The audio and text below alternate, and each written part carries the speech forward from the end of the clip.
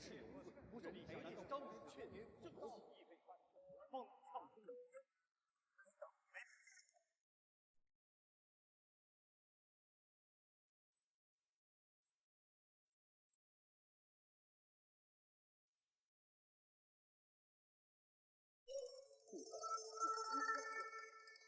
中场必有刚气，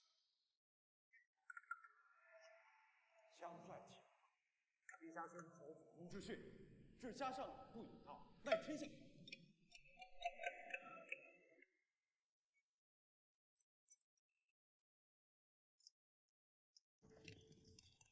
何二，官家来了。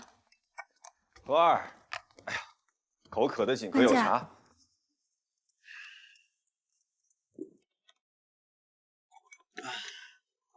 这是我刚才刚冲的茶，尚没碰过。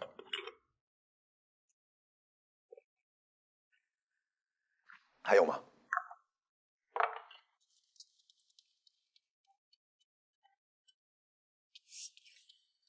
官家，这水上冲不得茶。啊，无妨，温水就行。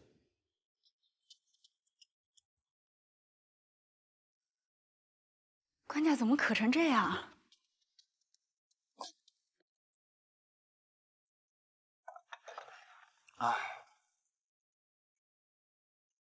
哎呀，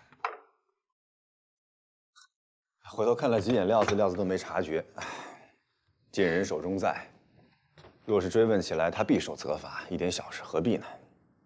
官家向来厚道。不过今日当真是怪不了他，连我听吕一简、王曾、李迪他们啰嗦争执，都快要睡着，恨不能寻根桔梗，一掰两断，撑住眼皮。 料子他们一站近3个时辰，怕是全部精力都在跟瞌睡相搏，没读懂我的眼神，情理之中，情理之中。究竟因为什么事儿让他们吵了这么久啊？可又教训官家了？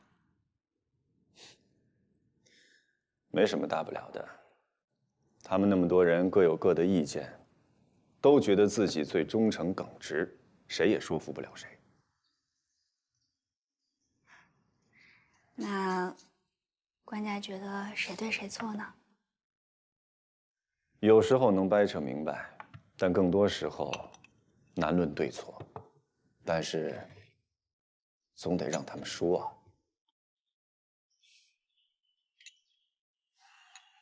这是什么？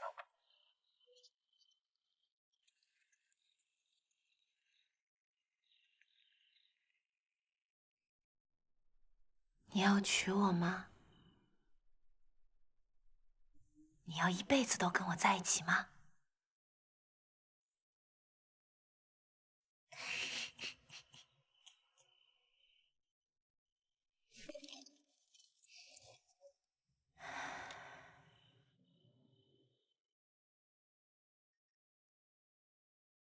哪怕只是陪衬，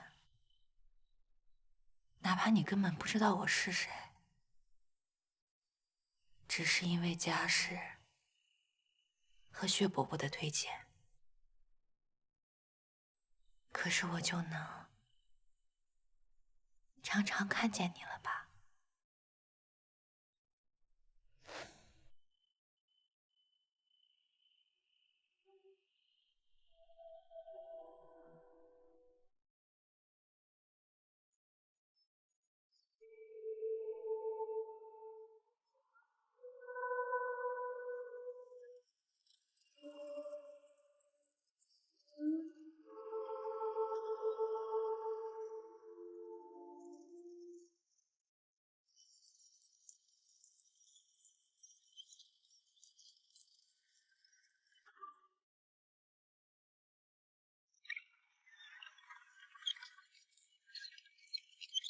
回来了，夫人。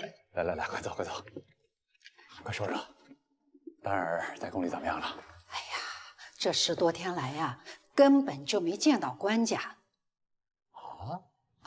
不过呢，我也打听过了，跟他同时入宫的几位贵家千金也没见到官家。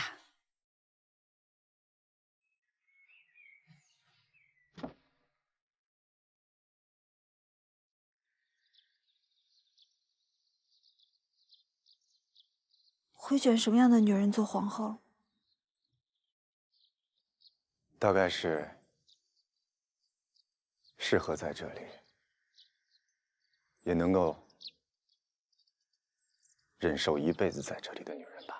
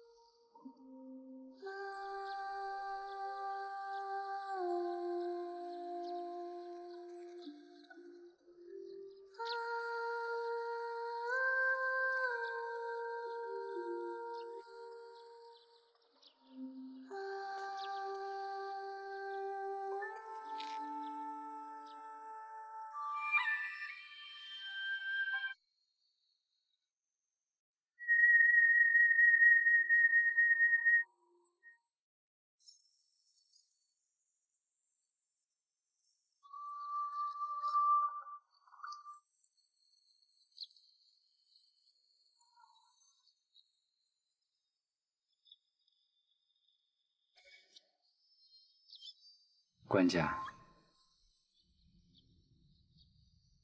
到底谁才拥有这四海呢？我一辈子去的地方，见过的东西，怕不及他所见的一两成。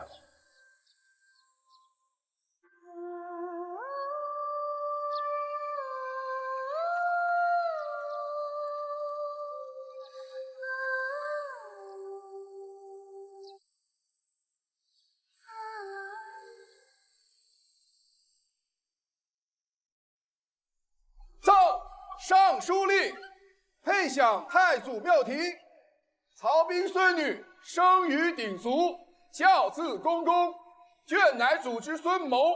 两仪合德，万物之统，以听内治，必资令足，重宣旧典。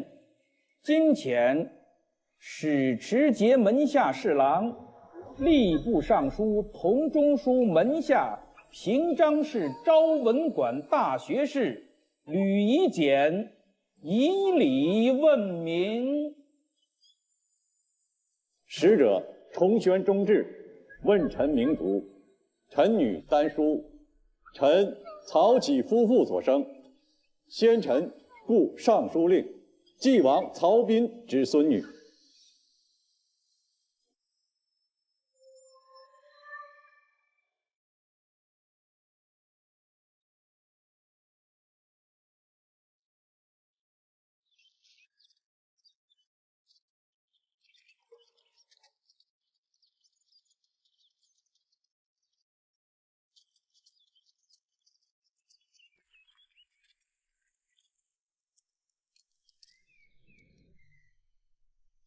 恒儿，能嫁给苏子美，如你想的那般开心吗？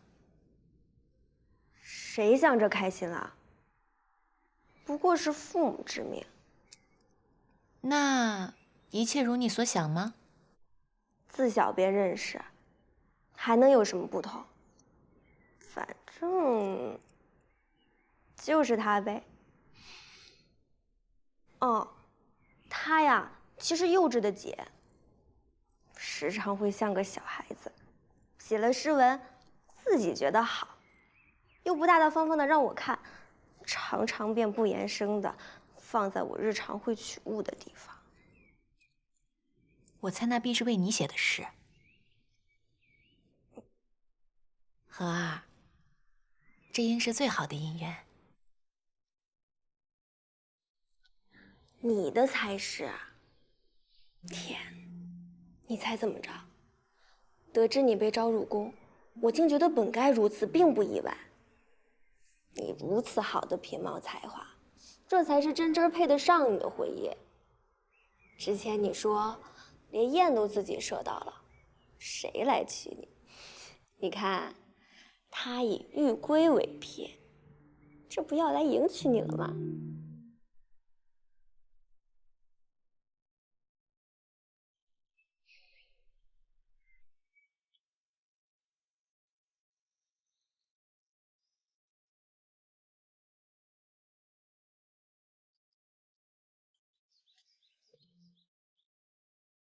官家，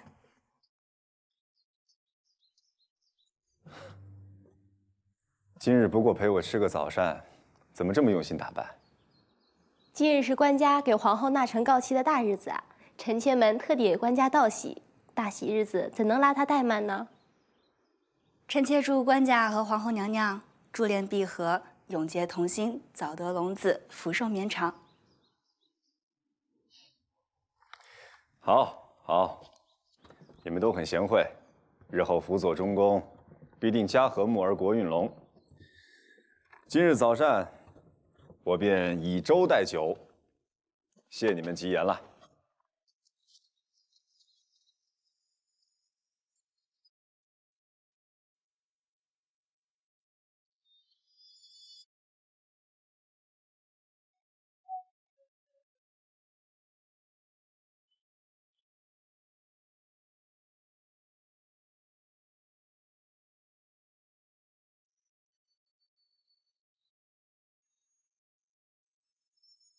有旨，再拜。朕上书令，晋王曹彬孙女特为皇后，命宫的持节斩礼。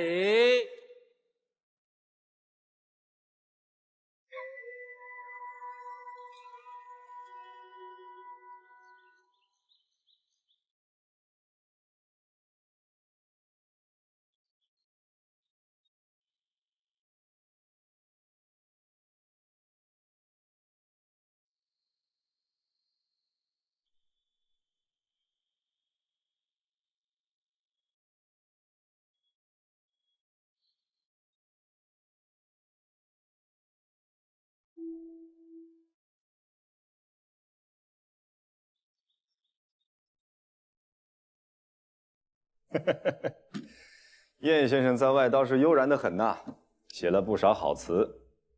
据说先生还新收了个歌女，每逢作词必请2、3好友去饮酒，让他唱词。燕夫人颇多抱怨呐。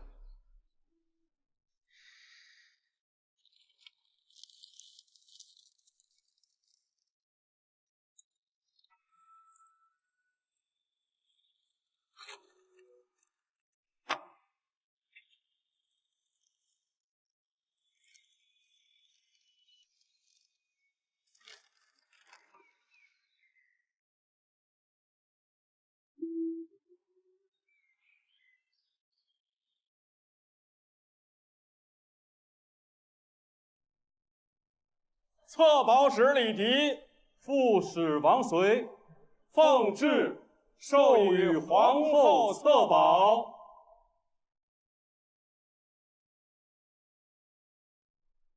近年所取中进士的诗赋，大多过于浮华，恐怕是字句质朴、寻古风的士子甚少选入。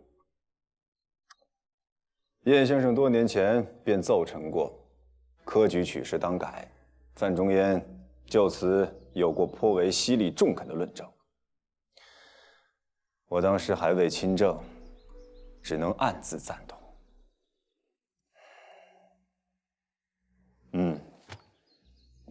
当知会礼部，取士不可只看文字，文章立意格局、策论优劣同等重要。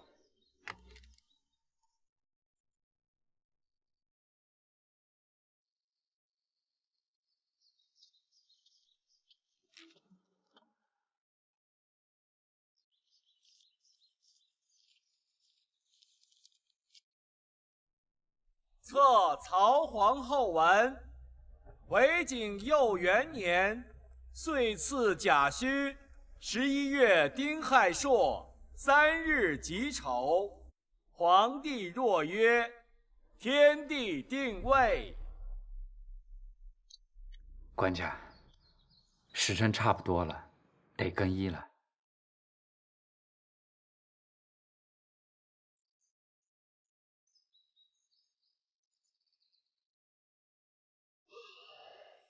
那便更吧。哎，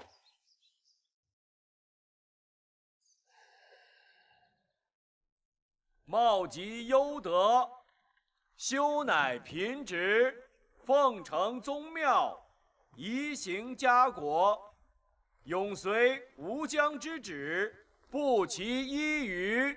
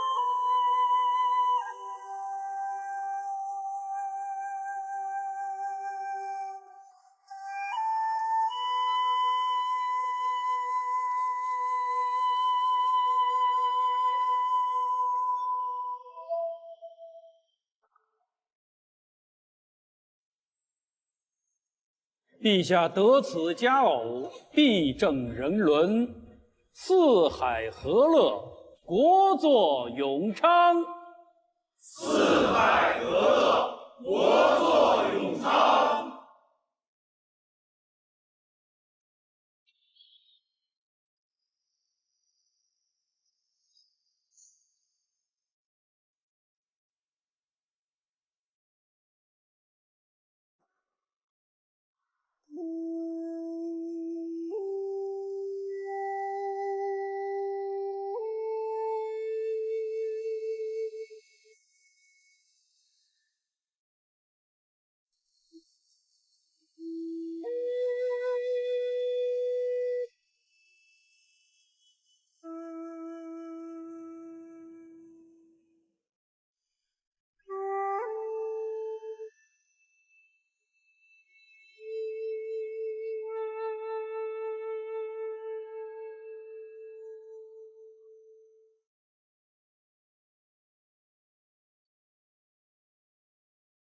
娘娘，最近怀州闹灾，日日有紧急札子上来，官家怕是耽搁住了。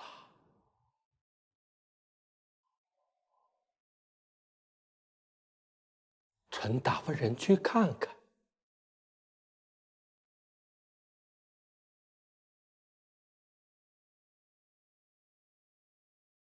怀州灾情甚重，我听父兄提起过，说是许多百姓已经数日无粮。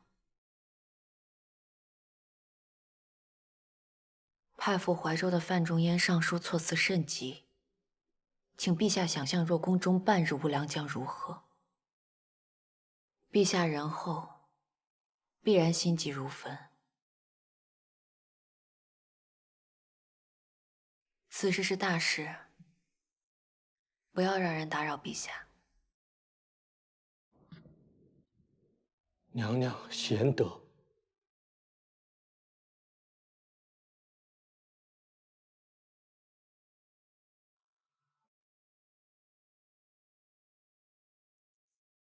今日大宴，吕相、李相、王相、李枢密、王枢密都甚是开心，还作了诗，忆了从前。全不似平日那样朝上针锋相对，朝下横眉冷对。他们一起选中的女子做了皇后，自然都很开心，当然没什么可再吵的。席上，薛相公喝的有些多了，拉着李相公问他同欧阳修有没有交往，说是欧阳修的徐氏夫人过世了，想要将自己的四姑娘嫁给他。薛奎3女儿因难产去世，他立时便将5女儿嫁给了王拱辰。我当时听韩琦说起，还在想，王拱辰与薛3姑娘若是夫妻情分好，失了挚爱，当时该有多痛心？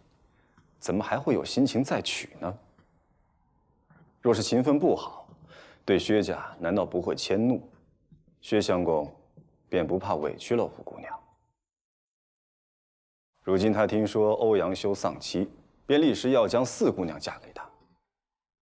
哼，他们对自家女儿都是如此，只要嫁给他们心中有本事、有前程的男子，便是好姻缘。为国选皇后，又怎会在意我本人喜欢不喜欢？官家这么喜欢陈姑娘，其实可以过些日子，再接回宫里，便是做不了皇后，做个娘子，陪官家一生。小娘娘精心选中她送到我面前，自是有私心。而商人之家，对宫廷全是绚丽想象，不知其中艰难，到时候难免会有逾矩的欲望。这些贪念，倒是害的是谁？大臣们定要选个名门出身的合适皇后，却有他们的道理。我小时不懂，如今还不懂吗？这些宰食学士们也真是有趣儿，有时候古板的要命，有时候又甚是宽容。说起娘娘，固是出身名门望族，却是更爱戎装，精于骑射，常常男装与兄弟们一道出猎，还曾经以男装混进应天府书院听范仲淹讲书。这些在那些大臣们眼里竟没成了师德，也是稀奇的景。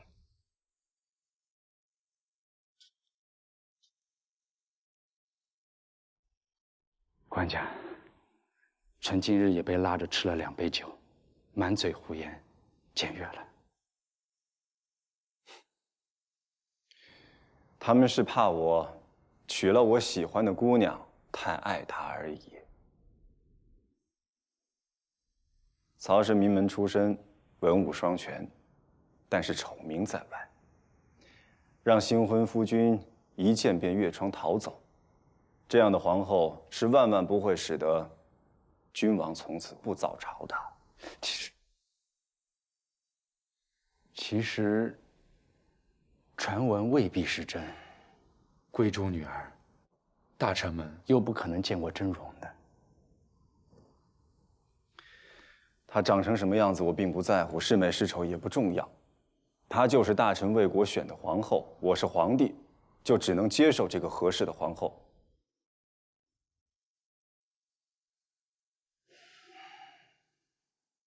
老泽，我现在不想去对着这位十全十美的皇后，我很累，很气闷。雪也大了，我想自己去梅园走走。你去坤宁殿对曹氏说，你编个得体的辞去的理由，让他自己用晚膳，早些歇息吧。是。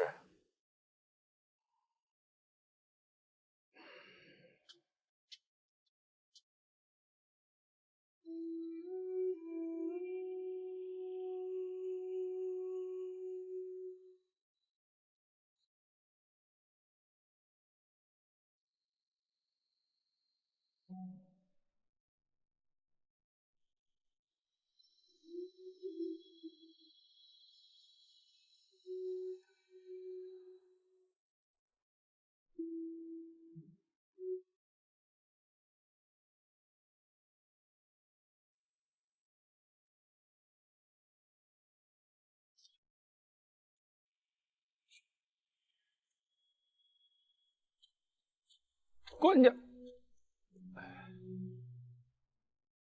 帽子，官家可还是在批阅灾区来的札子？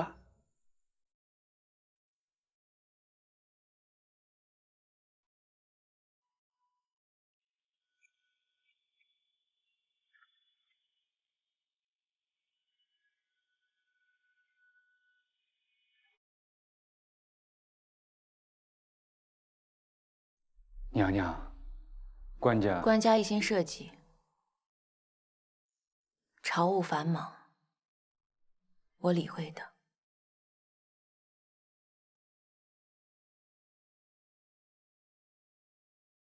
张先生、邓先生，烦劳你们去厨房挑拣几样清淡菜肴，热了送到福宁殿去。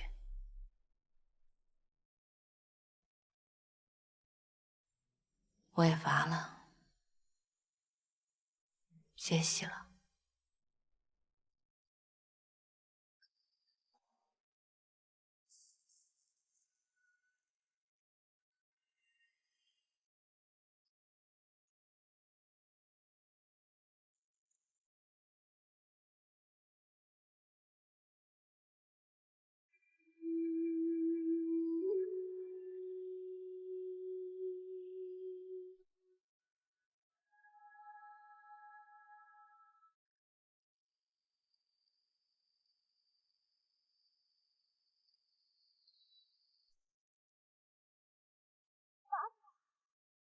我打死你！打死你！这坏蛋！这坏蛋！打死你！你个臭坏蛋！我打死你！打死你！打死你！坏蛋！臭坏蛋！坏蛋！臭坏蛋！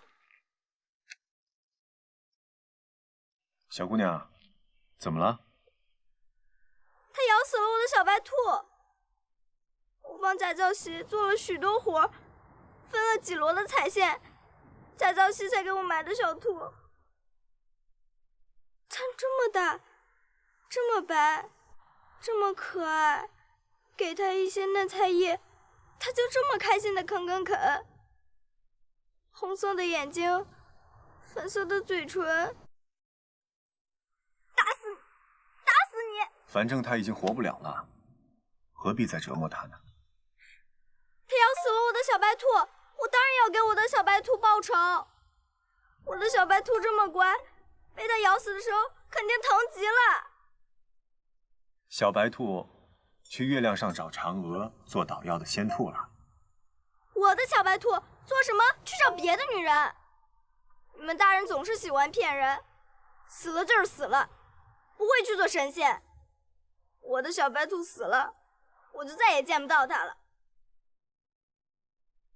就像爹爹死了，我再也没能见到他一样。什么到了天上会看护着我，都是假的，都是骗人的。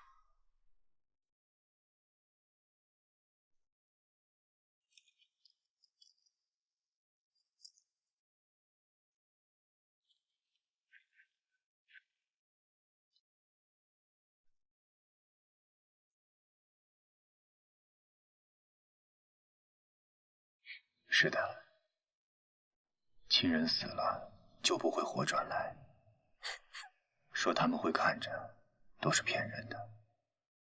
他们连我们的梦里都不会出现，我们又能做什么呢？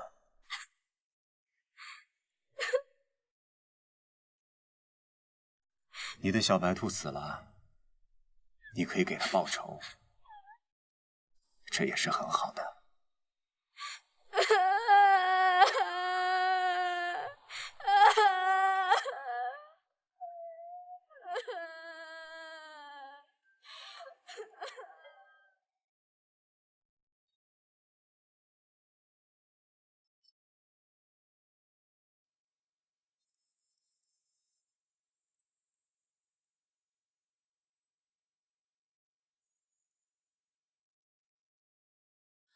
怜你君子无暇，弃我先易怒。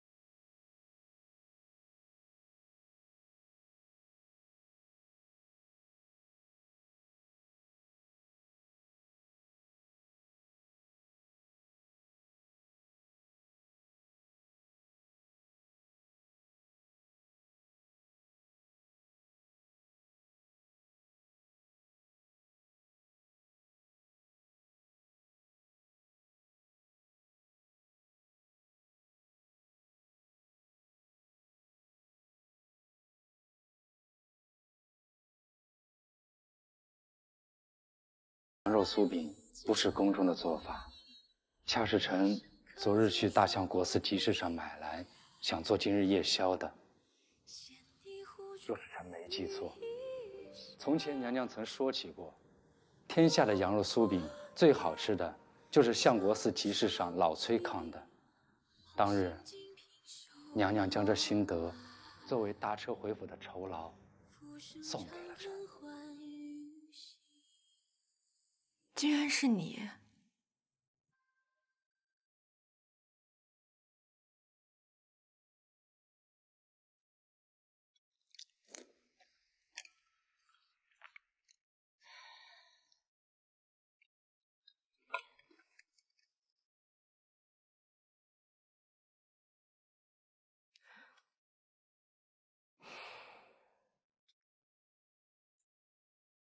自太后去世起，一事连着一事，事事重有牵制。张先生不必费力，编理由安慰我。我知道官家国事繁忙，家事亦是烦恼。我也明白，立我为后，只是这诸多烦恼之中，他需要接受承担完成的一件。他已经在文武百官面前完成了这件事，现在只是想歇口气而已。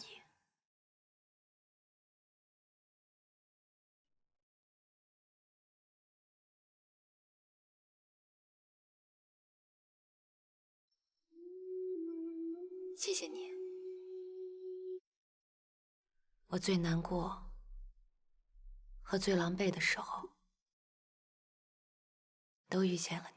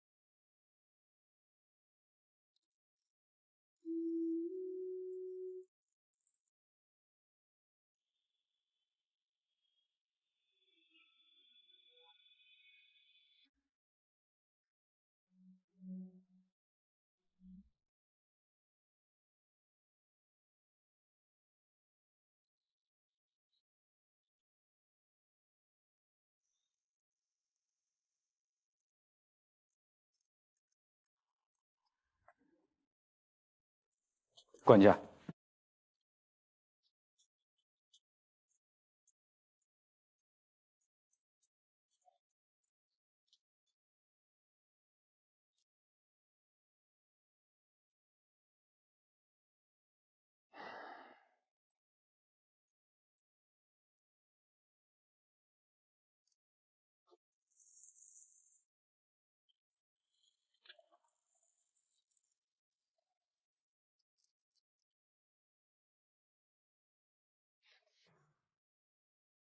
官家，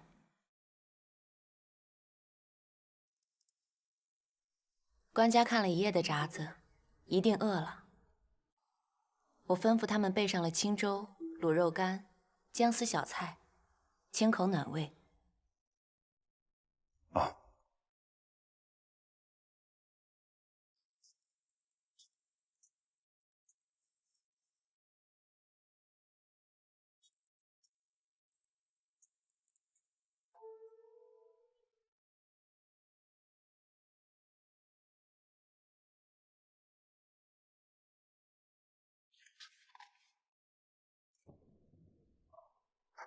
环儿，来了。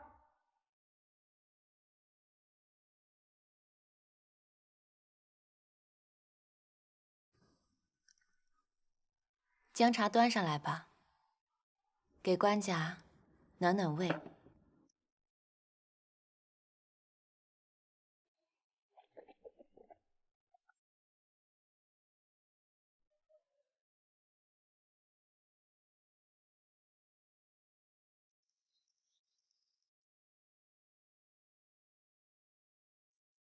张先生，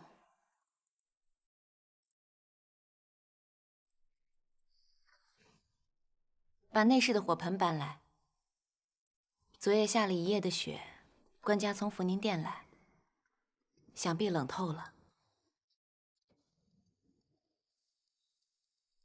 是。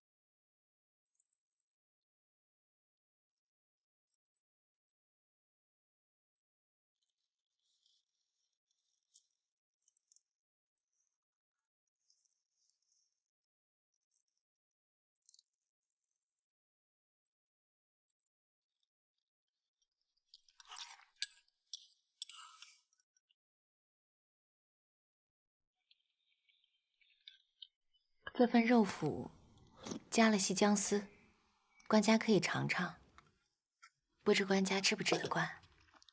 好。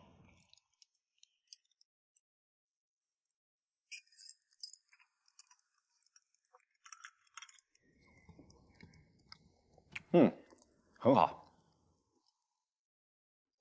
水木瓜丝甚是新鲜，官家试试。好。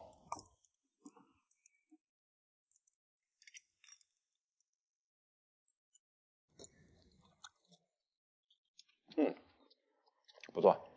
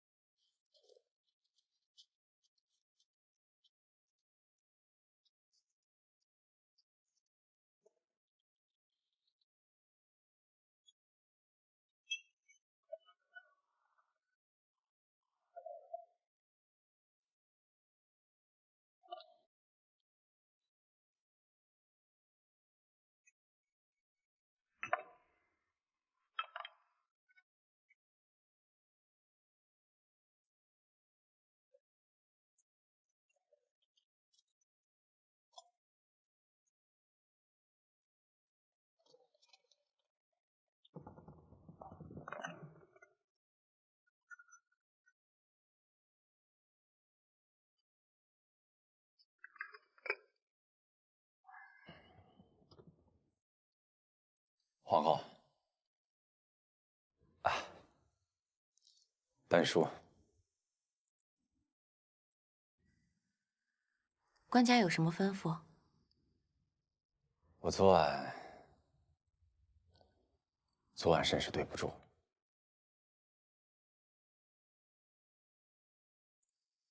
官家国事繁忙，臣妾醒的。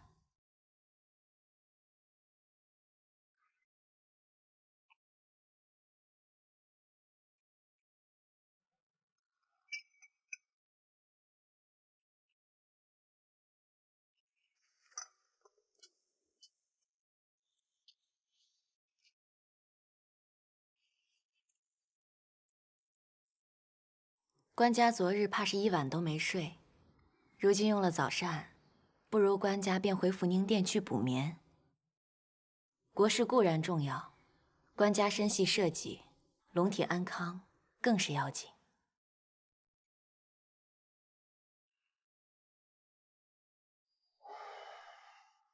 好，多谢皇后费心准备的早膳。有书，有书哟，子美，嘿，哎，别笑嘛啊，走，去我家。哦，你这是怎么金榜题名，抱得美人归？今天晚上你这是要……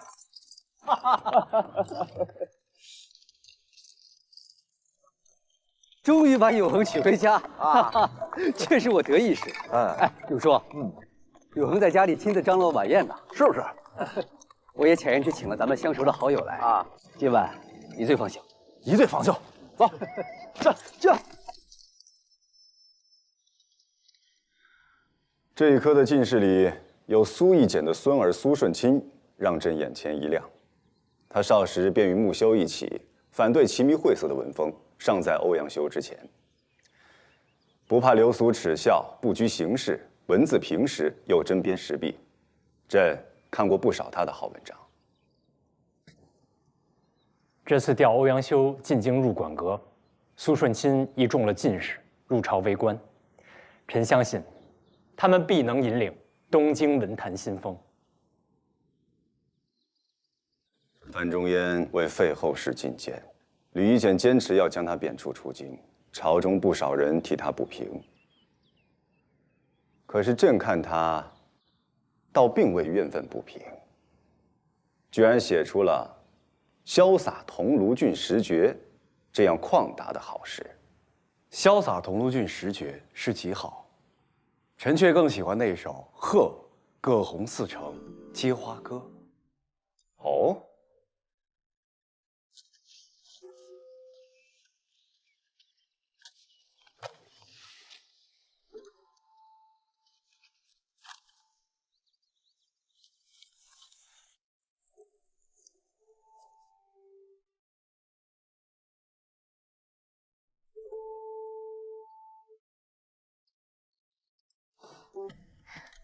娘娘、苗娘子、杨娘子、余娘子来拜见娘娘，快请他们进来。是。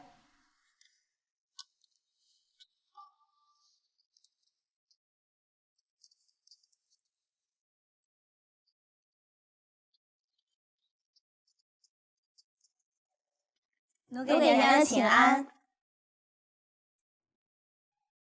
娘娘正为中宫。我们几个没什么稀奇的东西，便给娘娘带来我们自家做的香包、配饰、蜜饯点心，给娘娘添点喜气。我也给娘子们准备了些礼物，都是我以前随哥哥们打猎的猎物。打猎？娘娘还能打猎？娘娘是功勋世家曹家的女儿，果然能文能武。来，坐。娘娘这是抄的什么书？不是女诫、女德，也不是经书，怎么从没见过？这都是饼子的做法，白饼、烧饼、随饼。娘娘看厨子的书啊？先尝尝这酒。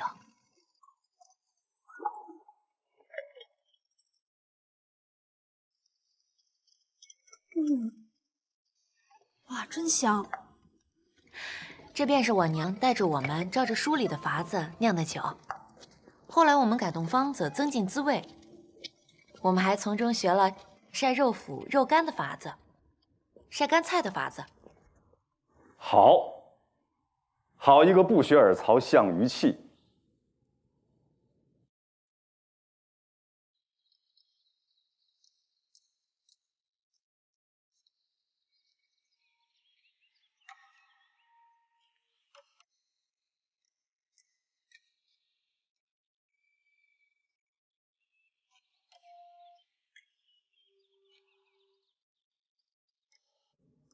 韩熙，你不是爱听书看戏吗？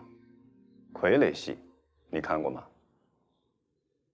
傀儡戏看过，官家替朕去准备一场范知州劝接花人的傀儡戏。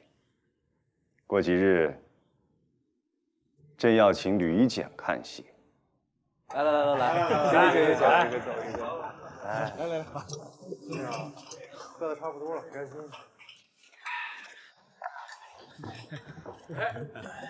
且看子美为这位姑娘做的词，能不能盖过那柳三变呢？哎，子美怕是不敢写，免得今夜进不去嫂子屋了。大哥是不是啊？子美不是不敢。快拿纸笔，快拿纸笔。欧阳兄，几年不见，欧阳兄的文明更盛了。岳丈爱极了欧阳兄的文采，每每有欧阳兄的新文、新诗流传，都要遣人抄来，与家人同赏。这个薛相公对修的关照，修甚是感动。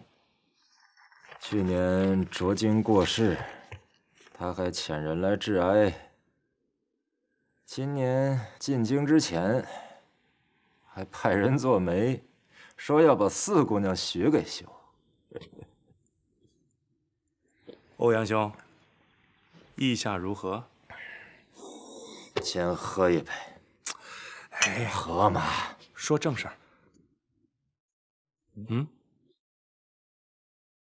这薛相公还是更爱军况呀，是不是？三姑娘过世，这军况又娶了五姑娘，还是薛家女婿，正是旧女婿做新女婿。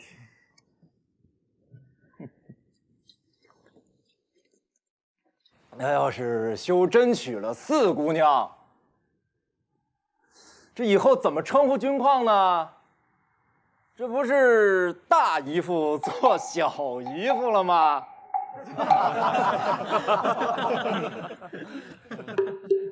别在意，别在意，走，喝酒。孙子美，哎，写完没有？再写，再写。我看看。好了。哎呀，啊好。来，喝一口。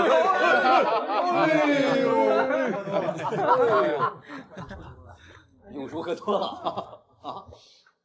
少喝点。行，来。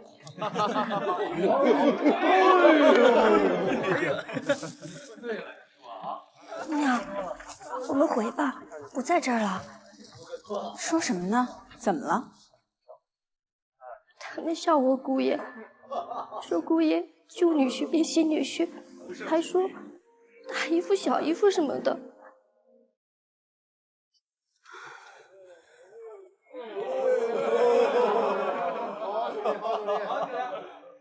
写得好。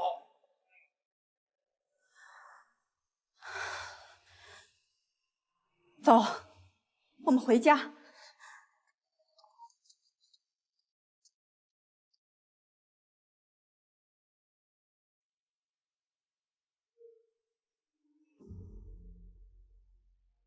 何耻此言！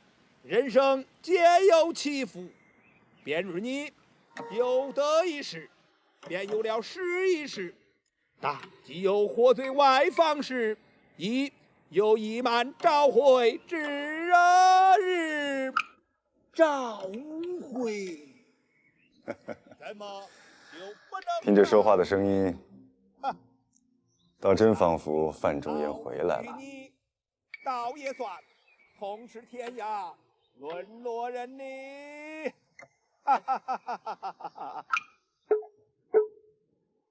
我闻此语了一意，今曾师从班中立，朝为日下，慕天涯，不学而曹，相与有期。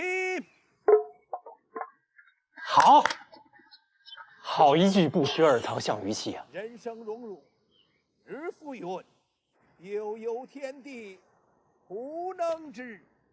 假以文采。臣为范仲淹情怀所感，失态了。无妨，这又不是在大殿上。说起来，范仲淹这首诗是学了白居易《琵琶行》的行文，许多相似之处。叙事确有相似之处。不过白居易听过歌女自述，是江州司马青衫诗；范仲淹听过花匠自述，却是不学而曹，项羽气。不论诗词文采优劣，臣以为范仲淹此诗才是世人应有的胸怀。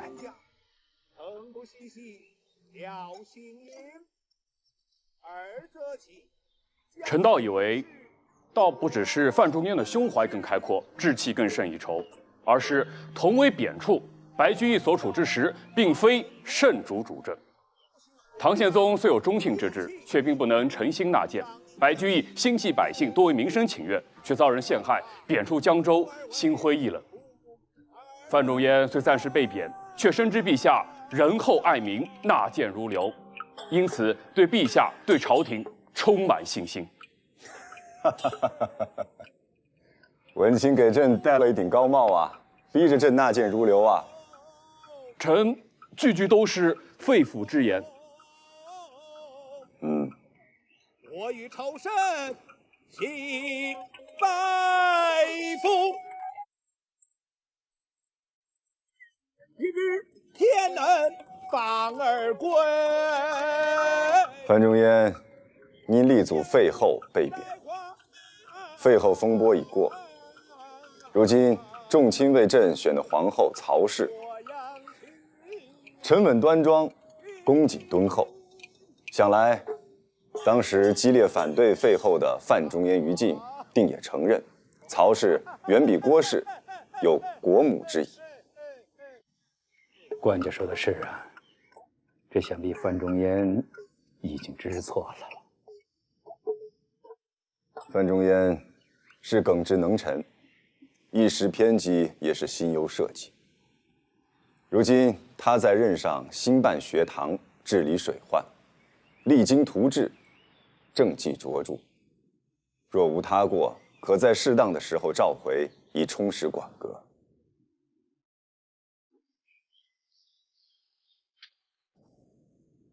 官家所言甚是，臣受教了。改日臣便同两府同僚商议，若有适当的职位，将范仲淹召回便是。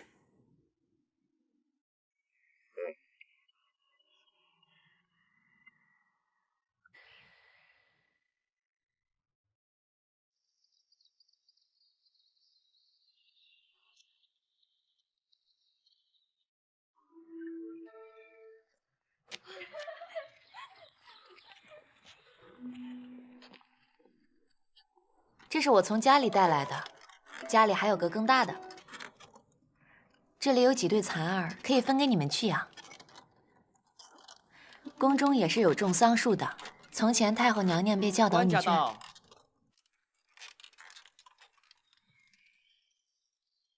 官家，我们在这儿闹了娘娘好久，酒也喝了，书也看了，便告辞了。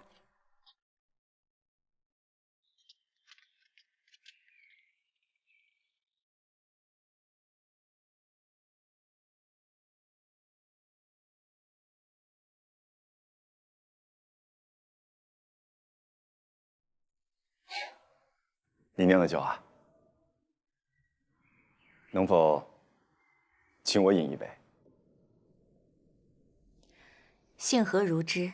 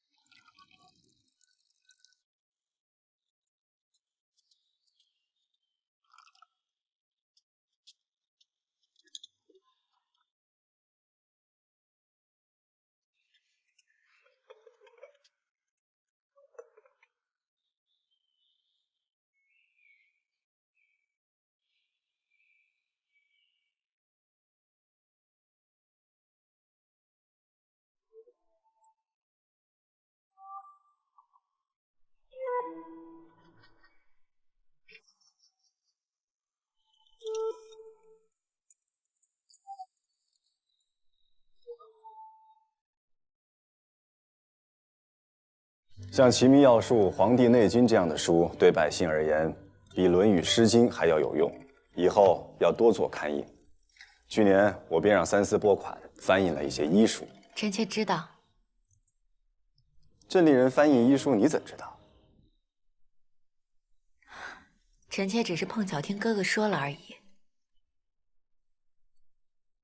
不止医书，以后建筑武器都要成书。譬如城建宫殿那些材料，最好便有个计划预算，不至于有的短缺，延误工期；有的又备多了，白白浪费。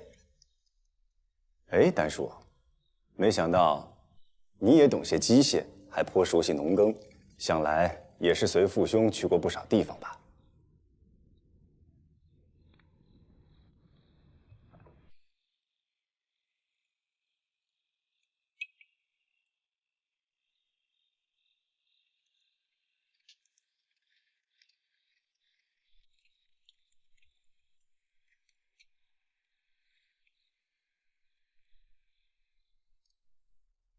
丹叔可是要歇歇了？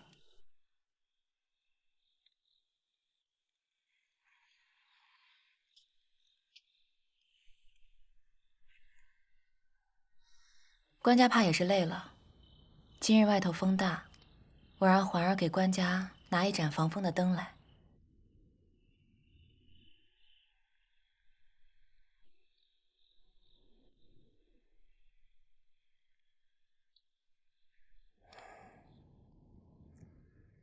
是，朕还有些札子要看。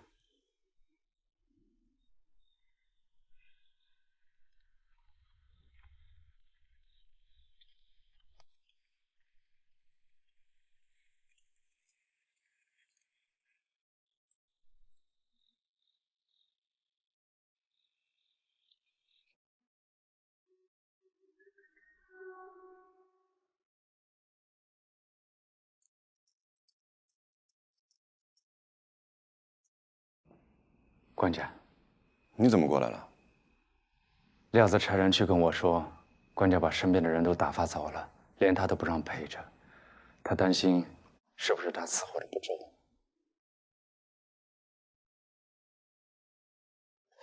老子，你说，皇后心里是不是还在恼恨大婚夜里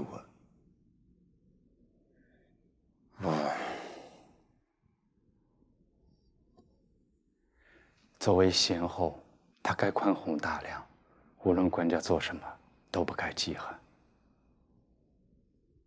不过，臣想，皇后心里一定很难过。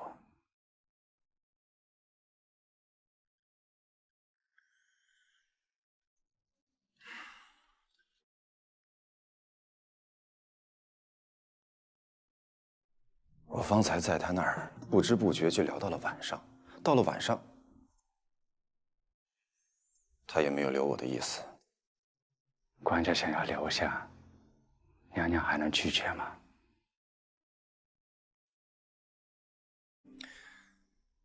我不想勉强他。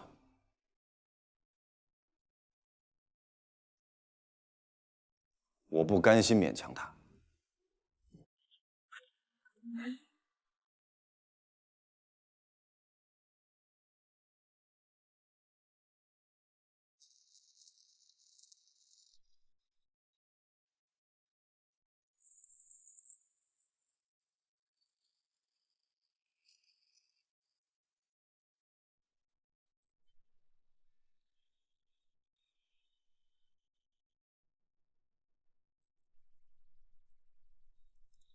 姑娘，今日官家并不想走的。姑娘喜欢官家，为何反而让他走啊？我是喜欢他。我在入宫之前便时时注视着他，看不到他，便关注他的政令。就比如看艺术。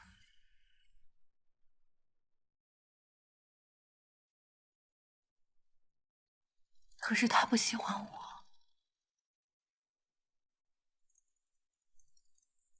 也随父兄走过不少地方。我今日才知，在我入宫之前，他原是有个很喜欢的姑娘。出身商家，走过不少地方。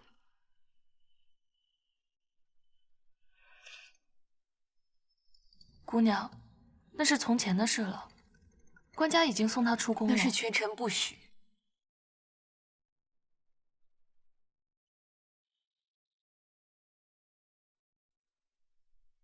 他是被迫娶了我。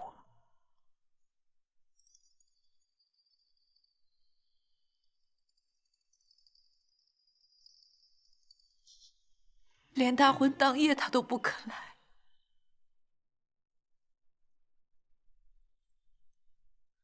如今我也懂些机械，怕是与那姑娘有3分相似，倒是想留下来凑合了。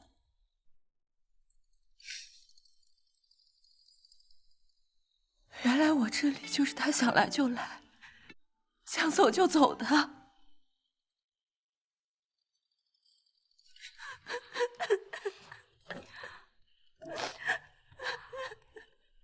姑娘，官家他毕竟是官家，姑娘不能这么计较的。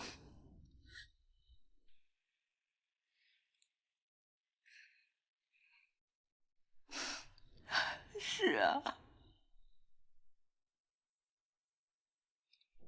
是啊，我是怎么了？那日我都对自己说好了，做个好皇后便是。他是官家，我不只是他的妻，更是他的臣。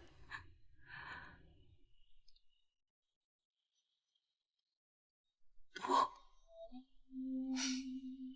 他不想让我做他的妻。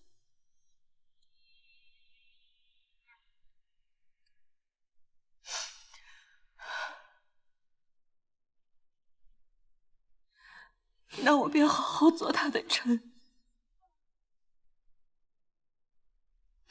我从前还想着为何不能身为男儿辅佐他呢？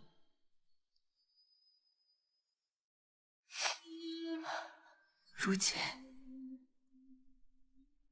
替他管好后宫，做好内助，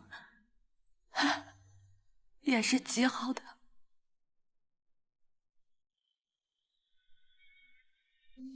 也是极好的。花儿，替我梳洗吧。我不能明天红着眼睛，我不能失仪。是。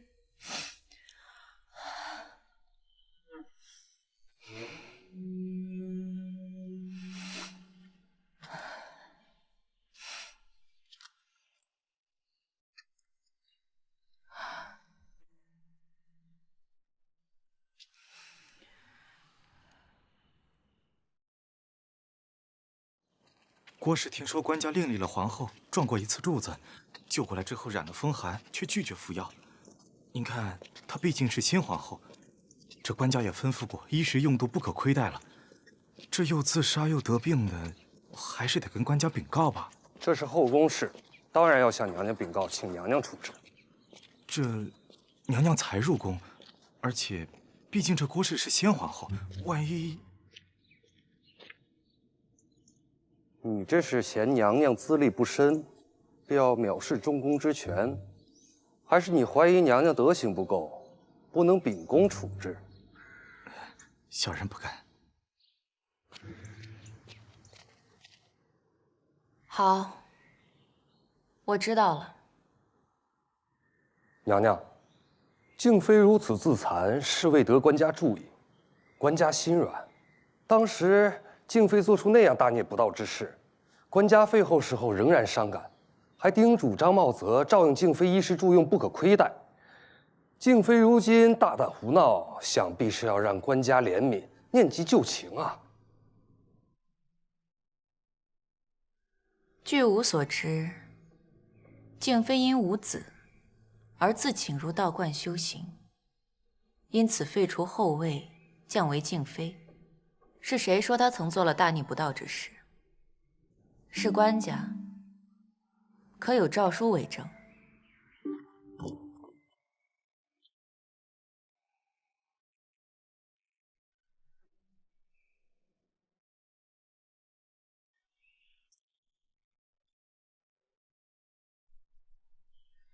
这是第一回，吾便当严复都知，妻吾年轻，不熟旧事，不懂规矩。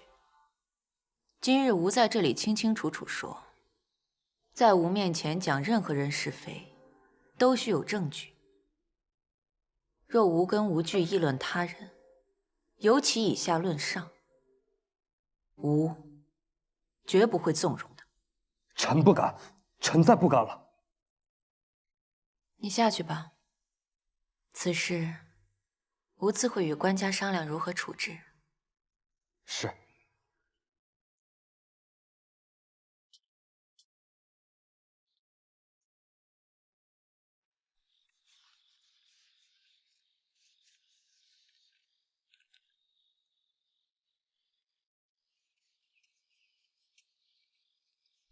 官家，娘娘求见。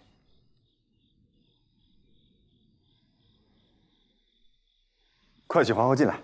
是。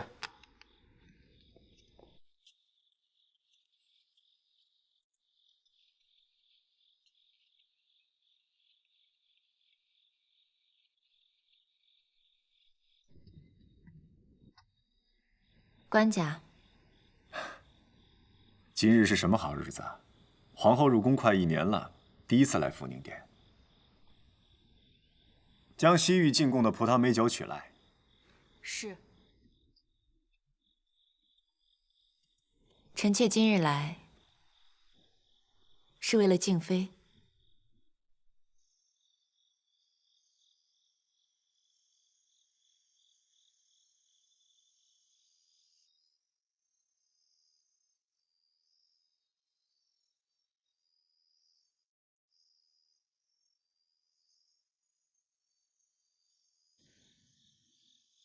我有哪儿不对吗？我就是好奇，你的名字为什么叫料子？料子不是管茶水的内人吗？你又不管茶水。我以前管的。那宫里面这么多管茶水的内人，以后也都叫料子吗？那怎么分得开啊？只有我叫料子。为什么？以前我管茶水的时候，有一次，官家在垂拱殿与几位大臣议事，中间官家渴了，几次回头看我，想要茶水，发现我瞌睡了，便忍着渴，直到2个时辰后议完事，才在苗娘子那儿要了水喝。官家当笑话讲了我听的瞌睡的事儿。那之后，一凤阁所有人见了我，都叫料子。再之后，就所有人都叫我料子了。我原先的名字倒没有人叫了。原来是这样。官家为何不叫你啊？官家若是叫我，所有人便知道我瞌睡了。哦，官家为了你不被罚，宁可渴着。天哪，他真是个好人，难怪姑娘这么喜欢他。臣妾初入宫，不知之前恩怨是非，不敢做主。思前想后，还是只能将此事烦扰官家，请官家定夺。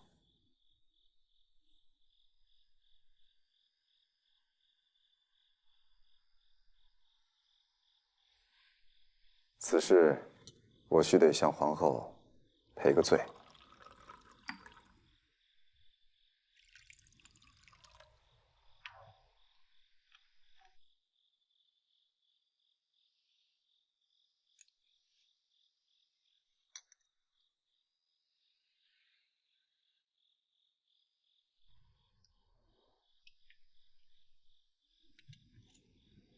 其实，2月前，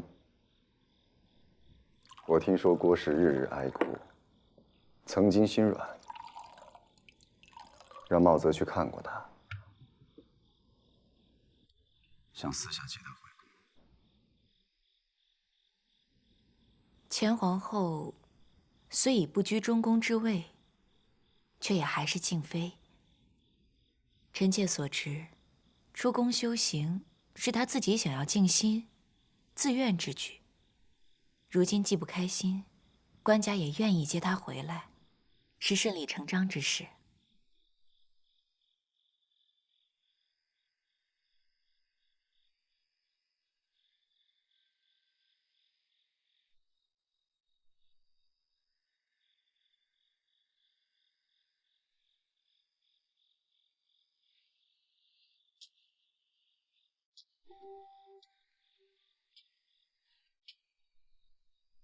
臣妾可是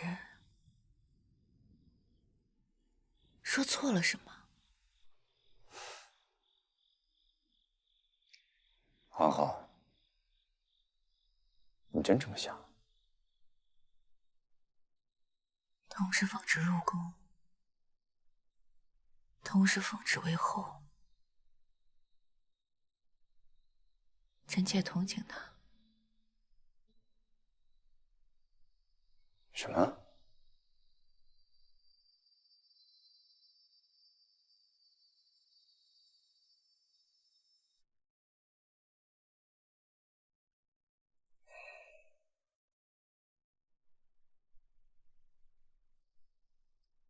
今日皇后既然为此而来，又对我如此坦白，我也愿意将这一段恩怨讲给皇后，也愿给皇后解释我为何会废郭氏。毕竟我们是夫妻。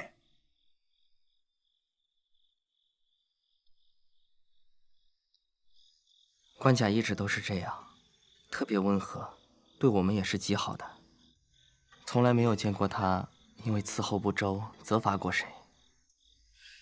我们姑娘也是，姑娘对我们更好，不但教我读书，还偷偷带我去骑马呢。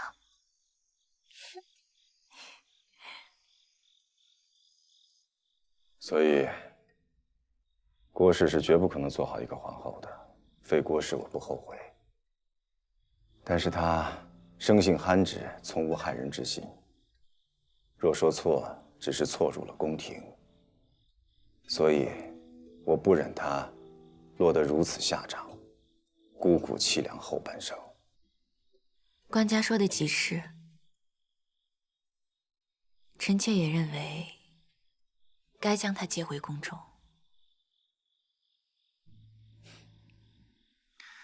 我是想将她接回宫中，她却拒绝了，说既然是昭告天下废后，若要再接她回来，却也绝不肯偷偷的。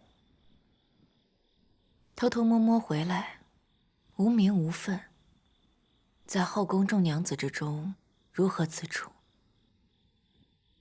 皇后说的是，这我倒是疏忽了。罢了，人各有命。以后我让茂泽对耀华宫多照顾些，把吃穿用度的定力再增加1倍，添些伺候的人也就是了。要名正言顺的回来，册为贤妃，或是贵妃，也无不可。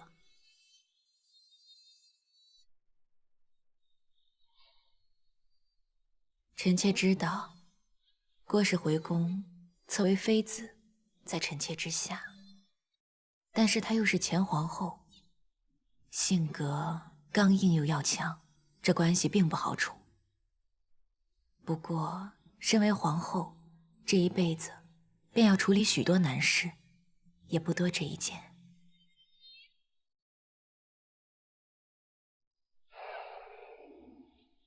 谢谢你，丹叔。这是臣妾应该做的。官家，若将郭氏、封妃接回宫内，臣妾还有个请求。你说。苗娘子等3位娘子已入宫几年，温婉和顺，循规蹈矩，服侍官家，孝敬太后和太妃，从未出过差错。臣妾以为，该当为他们升迁。甚好。若是别人便也罢了，和儿自小便是我最亲近的人，跟了我这些年，始终是个郡君，委屈他了。还是皇后想得周到。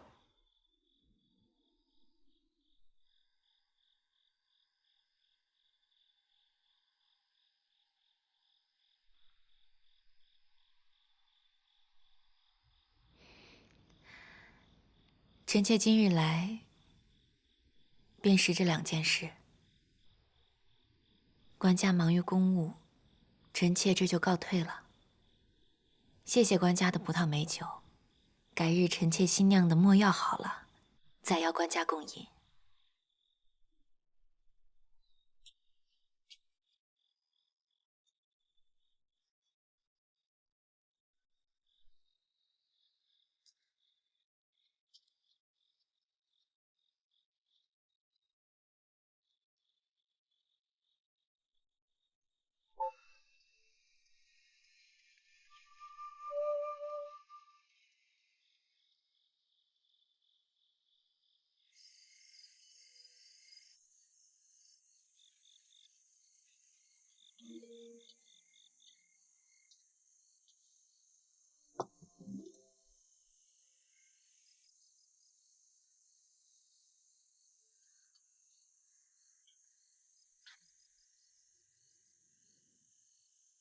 姑娘，你今天向官家告辞的时候，官家脸上全是不舍得。他想要我留下，开口就是，我还能抗旨吗？姑娘，官家这么温柔的人，他若以为你不愿意，肯定也不会强迫你的。你怎么会知道了？料子说的吗？再说了，姑娘自己也知道官家好。他是很好，可是他前有郭氏，虽废了，心中还歉疚不忍。有苗娘子，是最亲最近，又最疼惜的娘子。有喜欢到不愿意居在宫中的陈姑娘。官家对姑娘如此坦诚，那是信任姑娘。他是信任我，他信任我能做好国朝的皇后。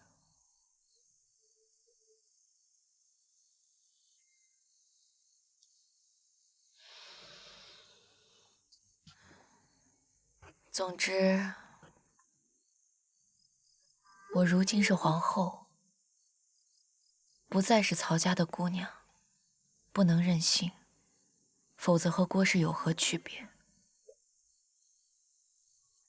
他能信任我，我便不可辜负这份信任。我不敢留在他的面前，就是怕心里的这点克制不住的不开心会跑出来。我想，以后会好的。我总对自己说，不该计较，不能计较。慢慢的，也就不计较了。姑娘，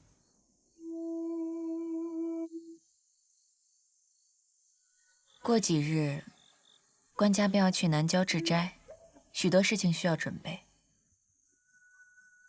我不能再胡思乱想，自怨自艾。环儿，换上安眠的香，我今日早些睡。